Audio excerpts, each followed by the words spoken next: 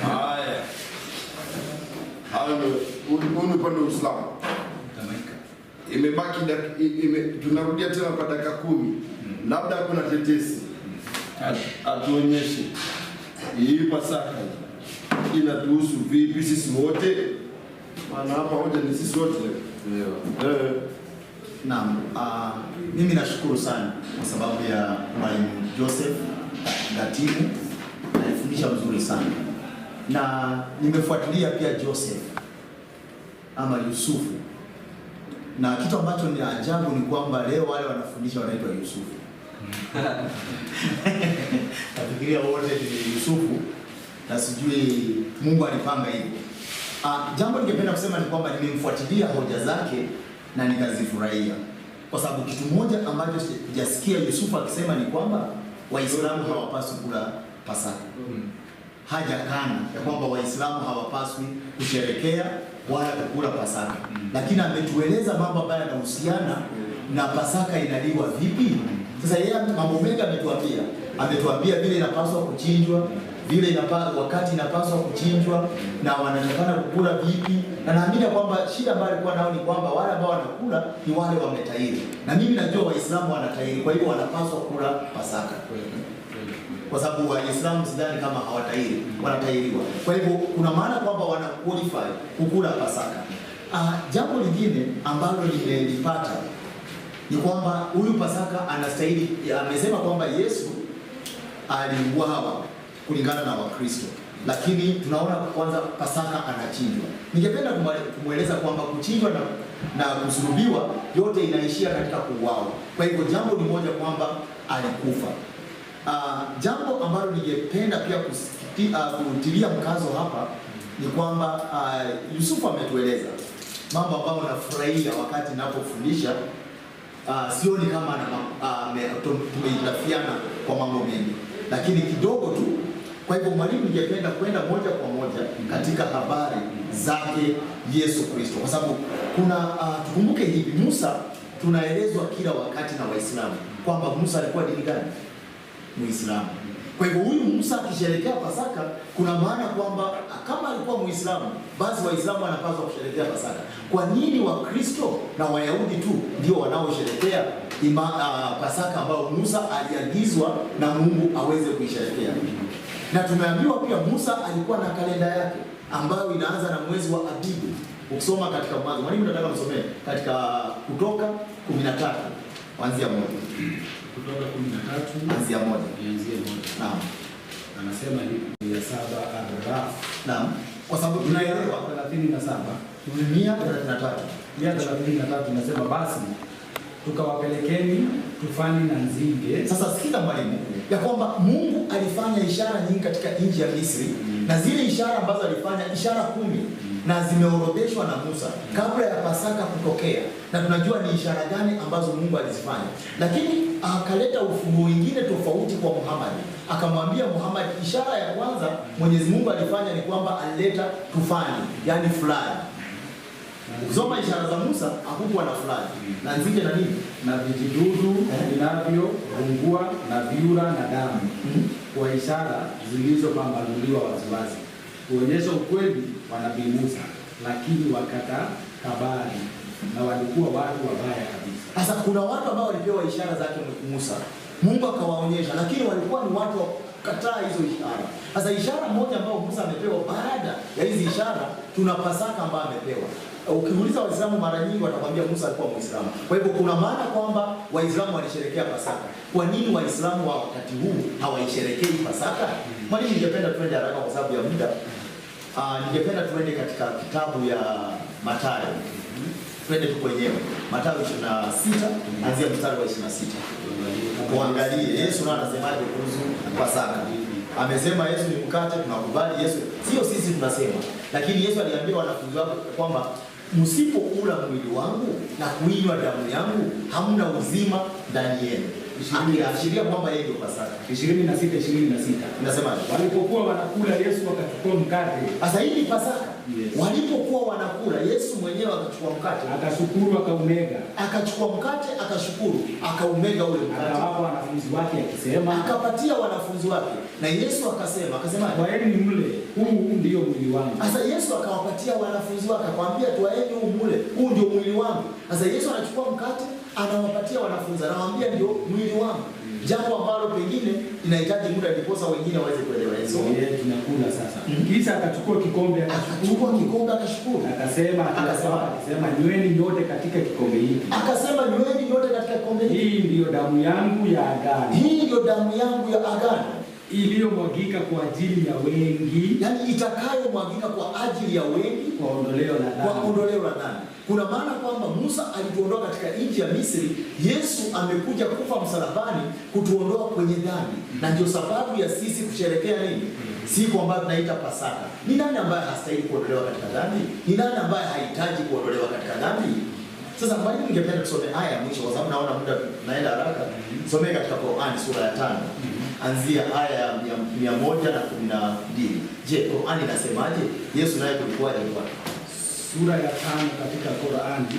Nadhani ni Maida, kama sura ya Maida. Ama sura, unajua Maida inamaanisha meza, Lord's table, yani meza imetundikwa mzuri, na imeteremka kutoka mbinguni. Meza ya Bwana. Inasema 12, kumbuka wanafunzi waliposema, Isa mwana wa Mariam, je, Mola wako anaweza kututeremshia chakula kutoka mbinguni? Sasa wanafunzi wa Isa wanataka kujua, je, huyu Mungu ana uwezo wa kutuletea meza kutoka mbinguni? Akasema, mcheni Mwenyezi Mungu kama ni yeye, kama nyinyi ni wenye kuamini kweli. Naam. Wakasema, tunataka kula katika hicho na nyoyo zetu zitulie. Kumbe kuna chakula ambacho wanafunzi wa Isa walitaka kukula, na walifahamu wakikula chakula hicho meza kutoka mbinguni, yani Pasaka. Wakila meza hiyo kutoka mbinguni, mioyo yao itatulia. Na tujue ya kwamba umetuambia kweli na tuwe miongoni wanaoshuhudia. Sasa wakishakula watajua kweli Isa umetuambia kweli, baada ya kula Pasaka. Na watakuwa miongoni mwa wale wanaoshuhudia. Akasema Isa, bin Mariam, Mwenyezi Mungu Mola wetu, tuteremshie chakula kutoka mbinguni ile kiwe sikukuu. Sasa Isa akasema, Mwenyezi Mungu Allah Subhanahu wa Ta'ala, teremsha chakula. Chakula hiki kitakuwa ni sikukuu. Sasa tulia mwalimu. Kuna sikukuu gani ya chakula cha Isa katika Uislamu? Watatuambia, wako hapa watatuambia. Endelea. Sikukuu kwa ajili ya mwanzo wetu. Yaani iwe ndio sikukuu ya kwanza kwetu. Watu ambao wanamwabudu Mwenyezi Mungu wana sikukuu ya chakula kilichotoka mbinguni cha mwanzo wao na mwisho wetu. Wafuasi wetu watakaokuja baada yetu, na wafuasi wetu watakaokuja baada yetu, yaani wale watu ambao wanafuata Muhammad kama wamekuja baada ya Yesu, wawe pia wanasherehekea sherehe hii ya mkate ulioshuka kutoka mbinguni. Yesu anasema mimi ndio mkate ulioshuka kutoka mbinguni, na kiwe ishara itokayo kwako, na iwe ndio ishara. Kwa hivyo ishara ya Mwenyezi Mungu ni chakula, mkate uliotoka mbinguni. Hiyo ndio ishara yake Mwenyezi Mungu, na kiwe ni ishara kutoka kwako. Basi turuzuku, kwani wewe ndiye bora na unao ruzuku. Mwenyezi Mungu akasema, bila shaka mimi nitakiteremsha juu yenu, lakini miongoni mwenu atakayekataa baada ya haya, basi mimi nitamwadhibu adhabu ambayo sijamwadhibu yoyote. Ukikataa Pasaka ya Mungu utaadhibiwa adhabu ambayo hajawahi adhibiwa mtu mwingine yoyote katika ulimwengu. Waislamu nawakaribisha kwenye Pasaka ya Bwana. Huyo alikuwa ni mchungaji Yusuf, anasema anatukaribisha Waislamu kwa Pasaka, anatukaribisha Waislamu kwa Pasaka, tule Pasaka, yaani tule mwili na damu. Haya basi, Sheikh Yusuf, vipi habari? Kwanza mimi nitaigilia mahala amemalizia, kamalizia na Suratul Maida, ambayo Suratul Maida amekiri kabisa ni kwanza Maida ni meza tukahatari, ni meza ya Bwana, meza ambayo iliyochuka kutoka mbinguni. Tuko pamoja? Na ilishuka ikiwa na chakula pale. So ilikuwa hakuna kichinjo kinachinjwa pale. So ile, na kama atasema ni Pasaka, na hii chakula ilikuja ili iwe ni sikukuu kwa mwanzo wetu na wa mwisho wetu. Kwanza waliokuwa pale na Yesu na watu na wanafunzi wake ilikuwa vipi? 15:24 Mathayo kwanza. Aha, kitabu ni cha Mathayo. Ndio. 15:24. Ndio. Safi hii hapa. Inasema hivi. 24 hii hapa. Akajibu akasema, ndio, sikutumwa ila kwa kondoo waliopotea wa nyumba ya Israeli. So hii meza kama ilishuka ilikuwa ni kwa ajili ya wana wa Israeli, na kama ndio Pasaka ilikuwa ni kwa ajili ya kila nani? 6:4 kitabu cha Yohana. Kitabu ni cha Yohana 6:4. Pasaka. Alafu sasa hawa Yusuf, leo ni Joseph Yusuf. Yusuf ni mmoja tu, ni wao ni Joseph, wao ndio wazungu. Majina ya kizungu yao tumewapatia. Soma andiko. Na Pasaka sikukuu ya Wayahudi. Hebu rudia tena. Na Pasaka sikukuu ya Wayahudi ilifanya nini? Ilikuwa karibu. Sisi Waislamu hatusherehekei kwa sababu sio sikukuu yetu, ni sikukuu ya Wayahudi ambayo ilikuwa karibu. Anauliza ikiwa Musa alikuwa Muislamu, kwanza anakubali Musa alikuwa Muislamu. Yaani ndio Kristo wa kwanza ambaye anakubali Uislamu wa Musa. Anaitwa Yusuf ama Joseph. Yeye amekuwa kwa mihadhara mpaka imebidi akili na akubali Musa alikuwa Muislamu. Lakini tatizo lake, kwa nini Musa alisherehekea Pasaka na Waislamu ambao wako sasa hawasherehekei Pasaka? Musa alikuwa Muislamu lakini Myahudi, na Pasaka ilisherehekewa na Waislamu nini? Wayahudi. Maana Wayahudi sio dini, ni kabila. Kama vile Yesu alisherehekea Pasaka akiwa Muislamu nani? Myahudi. Lakini sisi wa Kenya, wa Tanzania, wapi na tuuzu Pasaka? Akaleta sarakasi nyingine, akasema kwamba Yesu mwenyewe alikuwa Pasaka akiwa mfano wa mkate na mwili sijui na damu. Hii kwanza it doesn't make sense, haingii akilini. Nasikia tuko na mwanafunzi wa theolojia hapa anaitwa bwana Joseph Gatimo. Sasa wacha tuende kwa theology pale kidogo, tusome kiviole sasa. 26 kitabu cha Mathayo. 26 Mathayo. Ndio. Haya, swafili nayo hii hapa. Ndio. Nasema hivi. Nao walipokuwa wakila, Yesu alitoa mkate. Akafanya nini? Akabariki, akasema, akaumega, akawapa wanafunzi wake akasema, toaeni mle, huu ndio mwili wangu. Haoni ni sarakasi. Mkate unawezaje kuwa mwili wa mtu? Hata ametoa hapo kwa meza chini, alafu kaambeni mwili wangu. Toaeni kule, hii ndio mwili wangu. Haoni hapa Yesu atakuwa anatucheza chele. Hata afadhali ingekuwa ni nyama kidogo, tungekuwa tuko convinced kidogo, maana nyama na mwili zinaenda kupelekana. Lakini sasa mkate juu ya meza. Leo nikae hapa, kuna mkate wa propofol, niseme chukueni huu mule, ndio mwili wangu.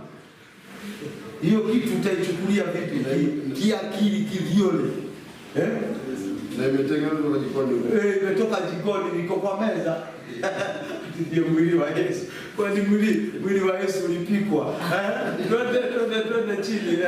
Inashuka na kusema, huo ndio mwili wangu. Akakitoa kikombe, akashukuru, akawapa akisema, nyweni nyote katika hiki, kwa maana hii ndio damu yangu ya agano. Nasubiri. Hata ingekuwa mkate ni mwili wa Yesu ule, ungekuwa ni ule mkate, wanafunzi walikuwa wangapi? Si wangekuwa wamemweka ukaisha. Sasa mpaka sasa mkate mwili wa Yesu kwa wapi? Si ungekuwa uliisha kitabu. Ikiwa mkate ndio mwili wa Yesu, damu kikombe moja.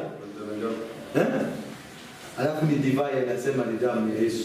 Na divai maandiko yanasema kwamba ni pombe mbaya. Hosea 2:10. Divai anasema ni mwili wangu, ni damu yangu. Damu ya Yesu itakuwa imetengenezwa na pombe? Kazi ipo. So hiyo kwanza kithione tunakataa kabisa, ingie akilini. Hata na Shindo nani alisema haya maneno?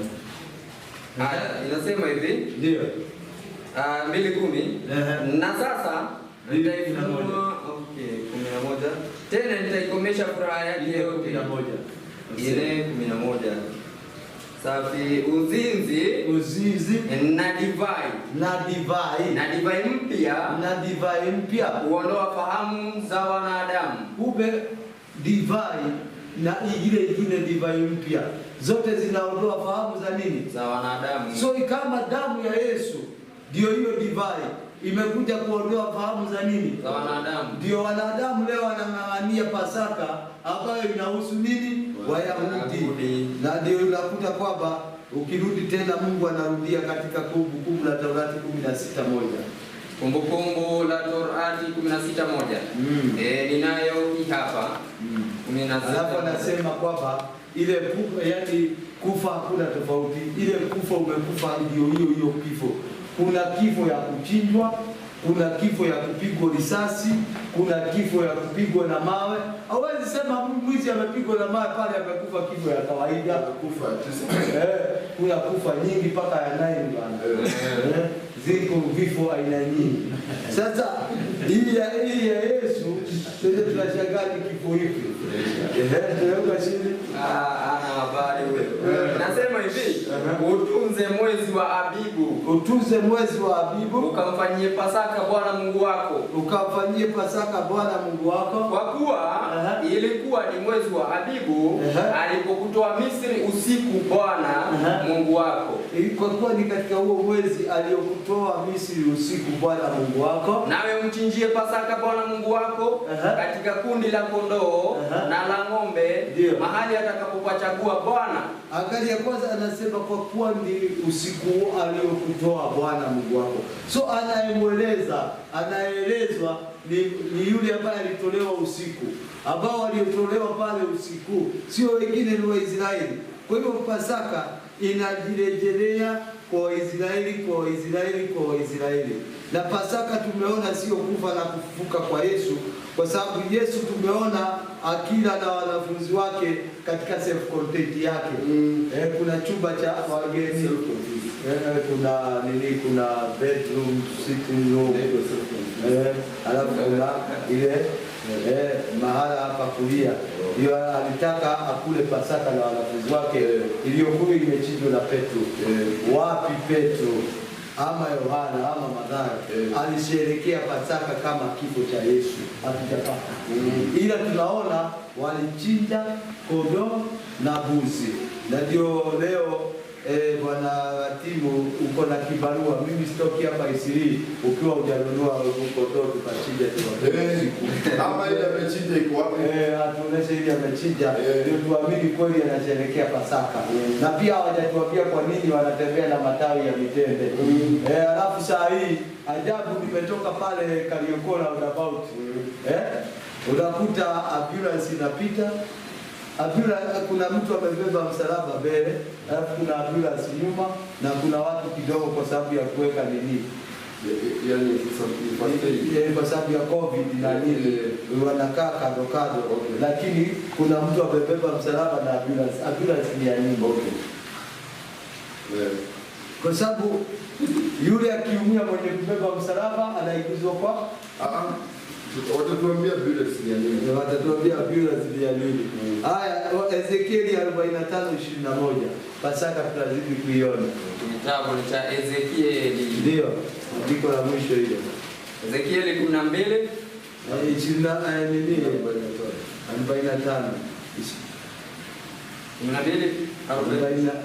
Ezekieli 45:21. 45:21. Samahani masikio yangu. Anasema Waislamu wametahiri wanafaa kusherehekea Pasaka. Je, na wale ambao hawajatahiri ambao ni upande mwingine tufanye nini? Haya, inasema hivi, kisha akanileta mpaka ua wa nje, akanipitisha karibu na pembe 4 za ua huo. Na tazama, katika kila pembe za ua huo palikuwa na kiwanja. Hebu tukomee hapo kwa sababu ya wakati tuweze kufikia hapo.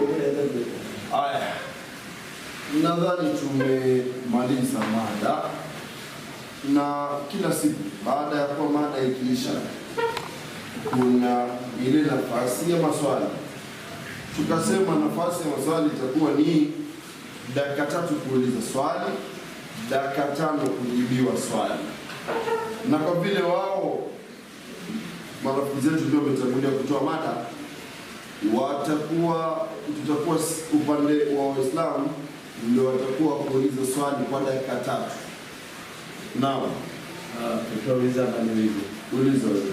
Haya, tunarudi katika swali la Pasaka. 14:12 Marko 14:12. Eiwa, kitabu ni cha Marko. Marko 12. Wanaotufuatilia katika mtandao wa Yusuf Dawa, ndio hizi mada ambazo tunaziendeleza na tutakuwa tunaziendeleza katika wakati wote wa lockdown, na pia hivi karibuni tunaanzisha dawa mitaani tena, na pia simulizi za baadhi ya waliosilimu zitakuwa online soon. Maana wamesilimu wengi. Wengi tumesilimisha pale kwa ikira wengi tu.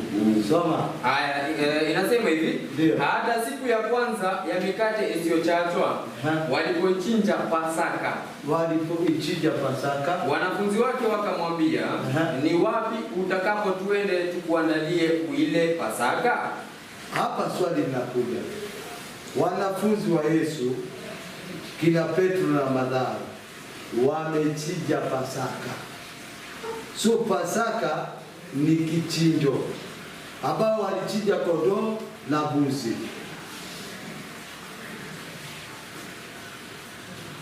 Ninyi wa Kristo mnasherehekea Pasaka hivi Na ile hadi ile na mlitoa wapi hiyo Pasaka ambayo mnasherehekea? Sivyo? Swali umeuliza ni swali nzuri sana, na pia nafurahia kwa sababu nadhani ya kwamba mada hii Pasaka, sijaona mahali popote ambapo umekana kwamba Waislamu hawastahili kusherehekea Pasaka. Jambo ambalo tunakubaliana ni kwamba sisi wote katika hali moja tumekuwa watenda dhambi, na sisi wote tunahitaji wokovu. Na Mungu kuwaondoa wana wa Israeli katika nchi ya Misri alikuwa anatuonyesha mfano. Alikuwa anachora picha ya kwamba hivi ndivyo ningependa watu wangu waweze kuokolewa. Na alikuwa anachora mfano kama vile unafundisha wanafunzi kwenye shule na unawafundisha kazi ya uhandisi, unafundisha jinsi ya kuchora nyumba. Lakini kuna wakati ambapo wanahitajika kufanya the real thing, sasa ni kujenga nyumba. Sasa hii Pasaka ambayo tunaiona ndio the real thing. Sasa tunaonyeshwa kwamba wanadamu wanatakana kujifunza kwa Waisraeli na kuifanya hii Pasaka kama vile inavyotakana kufanya.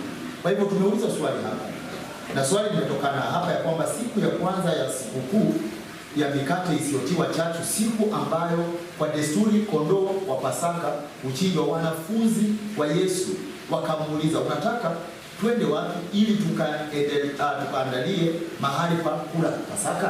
Kwa hivyo jambo ni kwamba wanafunzi wa Yesu walikuwa wanakula Pasaka, na mtu yoyote ambaye anamwamini Yesu, Yesu aliambia watu kwamba enendeni ulimwenguni mote mkawafanye mataifa yote kuwa wanafunzi wangu. Kwa hivyo sisi wote ambao tunamwamini Yesu tunakuwa ni wanafunzi wake Yesu Kristo. Na kama alikuwa anakula Pasaka, kwa hivyo inatupasa kama wanafunzi wake kwamba tujifunze kwake, tufanye kama vile alivyokuwa akifanya.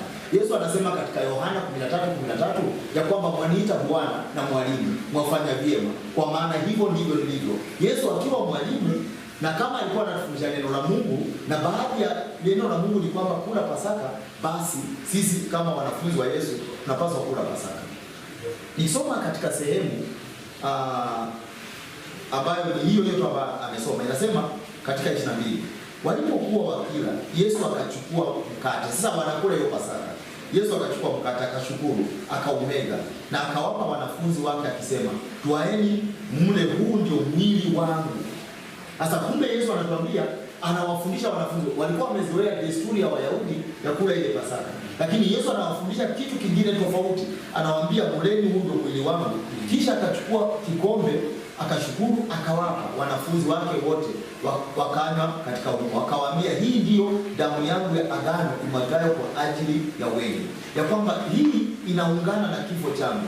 Anawaambia, amini nawaambia, sitakunywa tena mzao wa mzabibu mpaka siku ile itaokunywa mpya katika ufalme wa Mungu. Kwa hivyo anasema kwamba katika ufalme wa Mungu. Tukifika kule mbinguni tunakaribishwa na Pasaka, kwamba kuna meza ya Bwana, tumeandaliwa Pasaka. Kwa hivyo yoyote ambaye hahitaji kwenda katika ufalme wa Mungu, basi wewe unaweza kataa kusherehekea Pasaka. Lakini Pasaka hii ni kwa sisi wote. Sisi wote tumetenda dhambi na tunaalikwa kwa Pasaka yake Mwenyezi Mungu. Wewe ukiwa pale Muislamu pia, mimi nikachukua fursa hii ya kazi nyembani ili kukualika, kama ungetaka kupokea Pasaka ya Bwana, unampokea Yesu Kristo na unaamini kwamba yeye ni mwana wa Mungu, alikufa kwa ajili yako na unaokolewa. Unasema tu, Bwana Yesu, naja mbele zako, naamini kwamba wewe ndio Bwana. Kwa jina la Kristo naomba nikiamini, amen. Kama umefanya hivyo, umekwisha kuokoka. Haya, huyo alikuwa ni mchungaji anajibu swala la Pasaka. Ndugu yangu huko nyumbani huko unatusikia, chukua kalamu na karatasi, kopi ya Biblia, kopi ya Qur'ani, keti ujifunze maneno haya. Tusije sisi ndio tukakushawishi ama tukakulazimisha ukafanya. Wewe keti mwenyewe, then make your own decision. Swali upande wenu.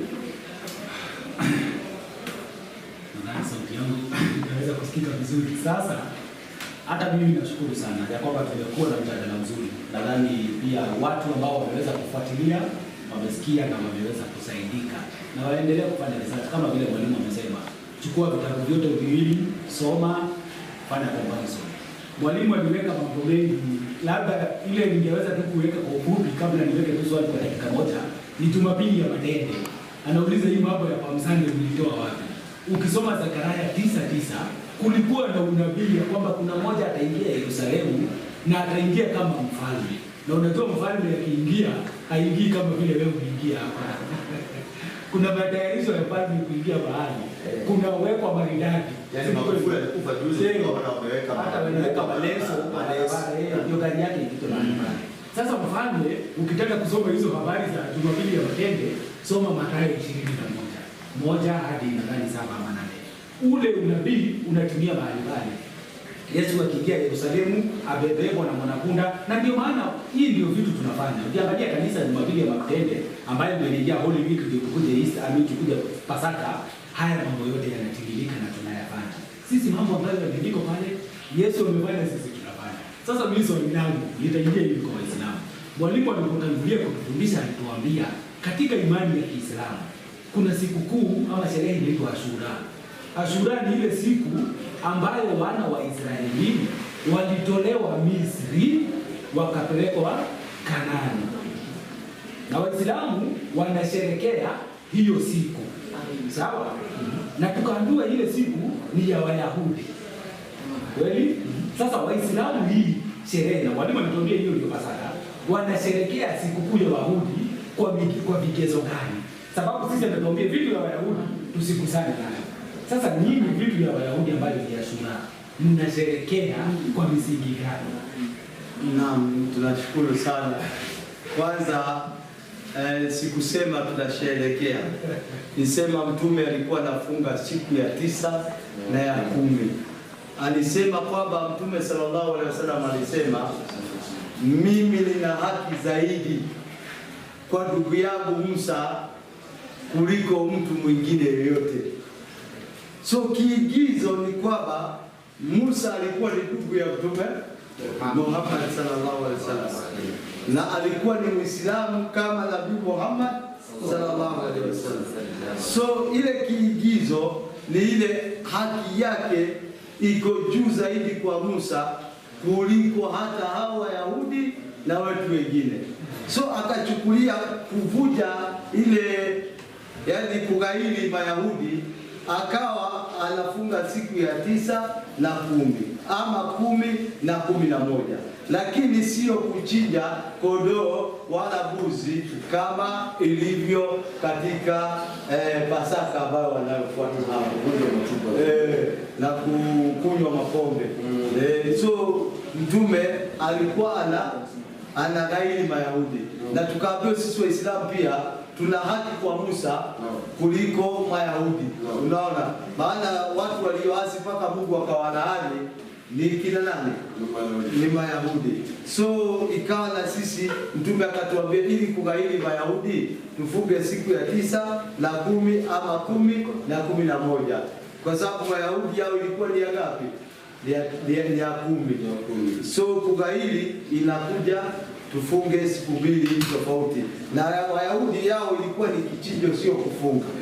So uelewe vizuri, na katika Uislamu sisi hatusherekei sikukuu inayoitwa Pasaka. Sikukuu tunayosherekea ndugu yangu ni Kumbukumbu la Taurati 16:14 ambayo kasherekea Musa kama ilivyo. Kitabu tutasherekea.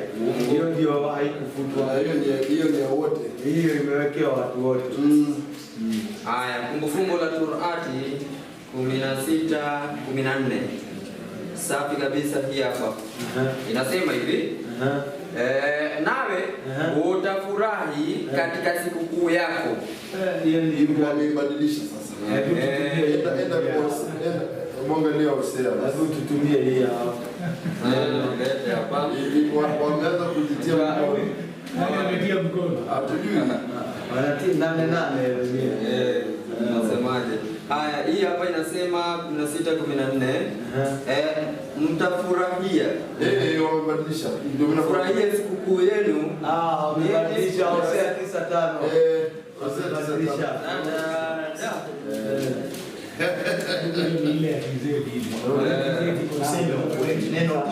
Neno Idi linamaanisha kwa Kiswahili sikukuu. Idi ni Kiarabu. Ikiwa Idi ni sikukuu, Pasaka ni nini? Unaona sasa vile wanachanganya. Kitabu ni cha Hosea 9:5. Haya, sadaka hii hapa inasema hivi. Mtafanya nini katika siku ya mkutano wa Idi? Ambayo ni nini? Na katika siku ya karamu ya Bwana. Kumbe karamu ya Bwana, sherehe ya Mungu ni sikukuu ya Idi. Nadhani kwa ajili ya muda Bwana mwenyekiti tuko na nafasi tuongeze nyingine ya Pasaka. Waje tuwapatie nyingine ya Pasaka katika kitabu cha Ezra 6:19. Kitabu ni cha Ezra 6:19. Ezra alafu hapa 6:19 ile muhimu. Ninaona waanze kusherehekea karamu ya Bwana. Karamu ya Bwana. Au mtafute sadaka. Sio ni mkono wako. Mkono wangu umekwama hapo. Ezra kwa hapa ni kwamba tumewapaka.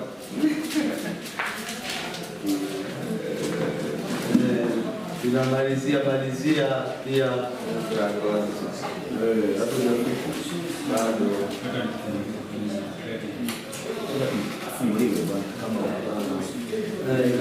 mkono imekuwa mzito kuliko kichwa. Ezra iko hapa katikati hapa. Ezra iko hapa karibu na Nehemia.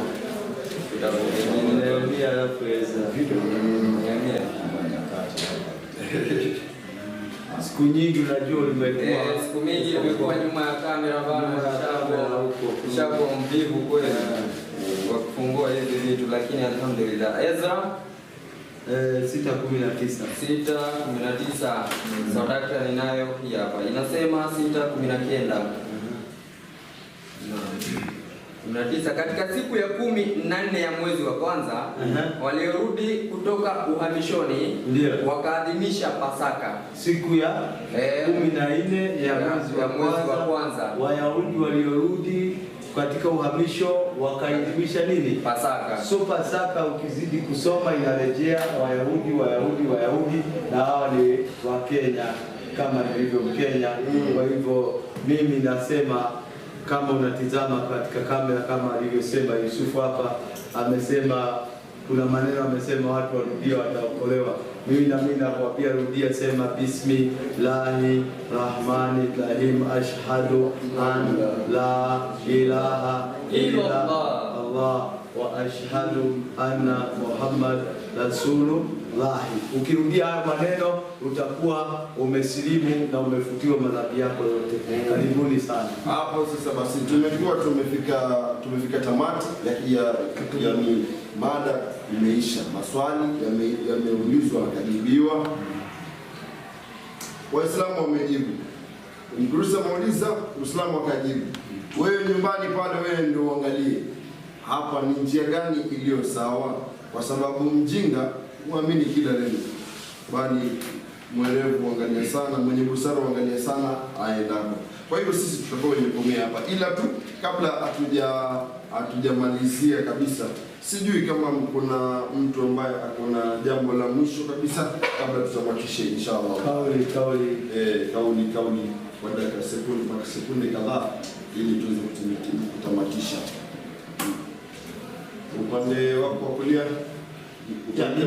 Mimi ningependa kusema kwamba tunasikitika kwa sababu ya shida ambayo tuko nayo katika taifa la Kenya, corona, na tunaomba kwamba tutaendelea kufanya mkutano hizo ambazo tunazifanya, na pia wakati corona itakuwa imerudi chini, tutawaalika kwa mikutano pia ya moja kwa moja ili muweze kushuhudia ama muweze kuwa sehemu ya mikutano hizi. Tumefanya mikutano na hawa ndugu zetu kwa muda mrefu. Yani Kristo na Muislamu wanaweza kaa pamoja na wakawa wanacheka, wana smile, wanatabasamu, tunakula pamoja. Hata Pasaka kama huenda tukakula pamoja na wao. Huenda haujachinja chochote. Sasa ningependa kusema kwamba mahali popote ambao Kristo na Waislamu wako, tuweke amani. Amani ni jambo la msingi. Amani, bila amani hatuwezi kaa hapa tukawa tunaongea. Tuungane, tukubaliane, wacha tuwe na tofauti za kidini. Za kidini tutajadili, lakini tuwe na amani. Kwa hivyo mimi nashukuru sana haswa ndugu yetu na Tauhid Islamic preachers, na sisi hapa pia East Fellowship Center tunapenda watu ambao wanafanya kazi ya Uislamu. Kaka yangu hapa Joseph Maina angependa Waislamu wote duniani waokoke, na mimi pia. Naam. Mimi nashukuru kwa kauli hiyo ya Yusuf, ila hapa kidogo amejificha kwa chapa la juu. Anasema wenda hata tukatoka hapa tukala Pasaka pamoja, na anajua kabisa Pasaka ni kichinjo cha kondoo wala mbuzi, na hajachinja. Si hiyo ni kujificha kwenye chapa la mgogoni huko wazi. Kwa hivyo pia tunashukuru sisi, tunawatakia Waislamu wote Mwenyezi Mungu awafikishe katika mwezi mtukufu wa Ramadhani, na pia tufikishe pale atusamehe madhambi. Sisi ni wanadamu, kuna mengi, kuna nyingi tunapata, na hiyo haikosi kwa mwanadamu, ila tunamwomba Mwenyezi Mungu awe ni mwenye kutusamehe sote, maana dhambi ambazo hazisamehewi ni gani tu, ni shiriki bana. So na Uislamu unatufundisha kwamba Muislamu ni ndugu ya Muislamu, na ikiwa utatoka kupigana na ndugu yako, basi umekuwa ni kama umekufuru kabisa. Na pia kwa ndugu zetu au kwa marafiki zetu wa Kristo, lazima tuishi nao kwa amani, tuwaoneshe upendo, tuwe kivutio kwao katika dini, maana hata wengi waliosilimu zama za masahaba na zama za Mtume sallallahu alaihi wasallam walisilimu kwa tabia njema za Mtume Muhammad na masahaba radhiallahu anhu. Kwa hivyo mimi sina mengi ila ni kuzidi kuambia, endeleeni kutazama mtandao wa Yusuf Da'wa, na tutazidi kutoa klipu nyingi za kuelimisha, na kuna mijadala bado tutaendeleza na hawa ndugu zetu na wengine, na tutahakikisha kila wakati tunapata mijadala mpya na elimu mpya. Kwa hivyo mimi sina mengi ila narudisha kipaza sauti kwa Hamza Yesu. Huyu ni Yesu mwingine Mkenya kutoka Kibira. Hawajajua. Hawana habari. Naam, namshukuru Mwenyezi Mungu Subhanahu wa Ta'ala kutuwezesha kufika tamati ya kipindi. Ndugu yangu nyumbani pale, wewe ndio unajua unatufuatilia. Wallahi kutufuatilia tunahitaji kitu kidogo, tufanye hivi, just subscribe. Usiende Yusuf Da'wa Kenya, subscribe, halafu share. Tosha. mengine inshallah Mwenyezi Mungu ndiye atatuwezesha. Na tunaomba kwa yule ambaye ana maradhi, yule ambaye labda mambo yake yameendei sawa, yule labda mambo ana dhiki, Mwenyezi Mungu amfanyie sahali, Mwenyezi Mungu aponye maradhi. Na sisi ni wanadamu, tunakosea. Kama labda sisi tumekosea, umeona labda tumekuudhi, wallahi tusamee, tunakuomba msamaha. Lakini kama umeona pia tumepatiliza, basi ni kwa sababu Allah ndiye ameweza kutuongoza. Na kwa hapa, kwa niaba ya kikundi kizima, mimi nasema assalamu alaikum wa rahmatullahi wa barakatuh.